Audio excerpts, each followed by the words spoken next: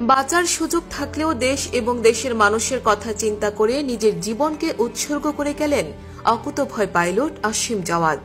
এক্ষেত্রে তিনি তার মা বাবার কথা চিন্তা করেননি, ভাবেননি প্রিয়তমা স্ত্রী কিংবা আদরের সন্তানদের কথা।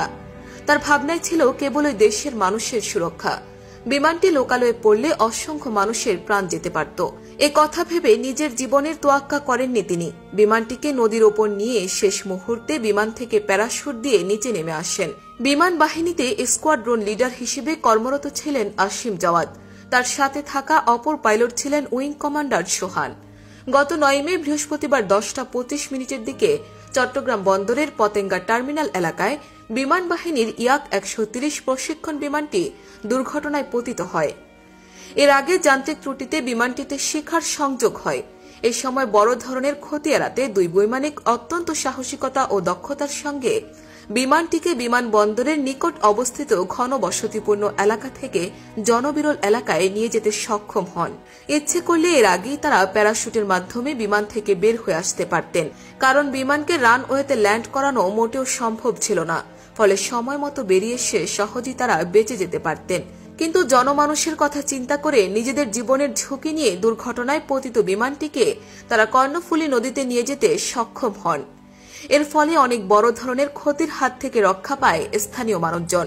দুর্ঘটনায় পতিত বিমানটি থেকে সাথে সাথে বেরিয়ে এলে এটি যেকোনো জায়গায় গিয়ে বিধ্বস্ত হতে পারত, হয়তো কারো ঘরের ওপর অথবা কোনো লোকালয়ে গিয়ে সেটি আঘাত হানত। সেক্ষেত্রে ব্যাপক ক্ষয়ক্ষতি হওয়ার সম্ভাবনা ছিল। সেই কথা চিন্তা করে তারা নিজেদের জীবনের চাইতে দেশের সম্পদ এবং দেশের মানুষকে রক্ষা করার জন্য প্রাণপণ চেষ্টা করেছেন। এ কথা ভেবেই শিকার সংযোগ হওয়া বিমানটিকে পাইলটরা নদীতে নিয়ে আসতে সক্ষম হন এবং বিমানটি নিচে পড়ে যাওয়ার কয়েক সেকেন্ড আগে তারা ইঞ্জেকশন করে বের হয়ে আসেন। আর সাহসী এমন সিদ্ধান্তে দেশের মানুষকে বাঁচিয়ে অন্য ভুবনে পাড়ি জমিয়েছেন অকুতোভয় pilot squadron leader Asim Jawad. দক্ষ এই পাইলট তার কর্ম এবং ব্যক্তিজীবনে ছিলেন বেশ সফল একজন মানুষ। 1992 সালের 20 মার্চ মানিকগঞ্জ জেলার সাটুরিয়া থানার গোপালপুর গ্রামের এক সম্ভ্রান্ত মুসলিম পরিবারে তিনি জন্মগ্রহণ করেন।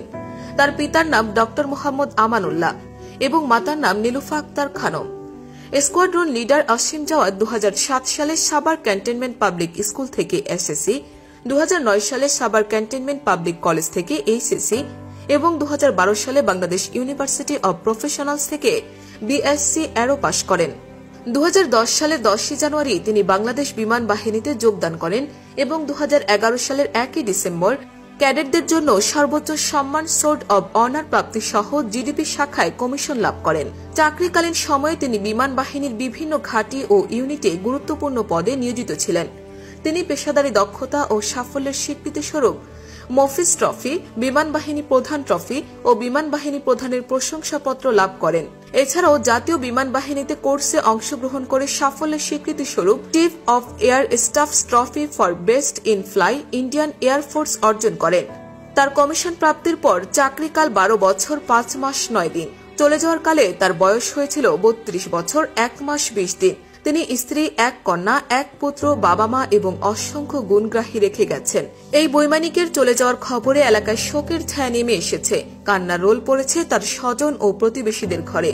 একমাত্র সন্তানকে হারিয়ে বাকরুদ্ধ হয়ে পড়েছেন মা নীলুফা আক্তার খানম। বারবার তিনি জ্ঞান হারাচ্ছেন। আসিম জাওয়াদের অকাল প্রস্থানে প্রধানমন্ত্রী শেখ হাসিনা, বিমান বাহিনী প্রধান সহ আরো অনেকে শোক জানিয়েছেন। বিমান বাহিনী প্রধানের নির্দেশক্রমে দুর্ঘটনার কারণ উদ্ঘাটনের জন্য ইতোমধ্যে বিমান বাহিনীর একটি উচ্চ পর্যায়ের তদন্ত কমিটি গঠন করা হয়েছে।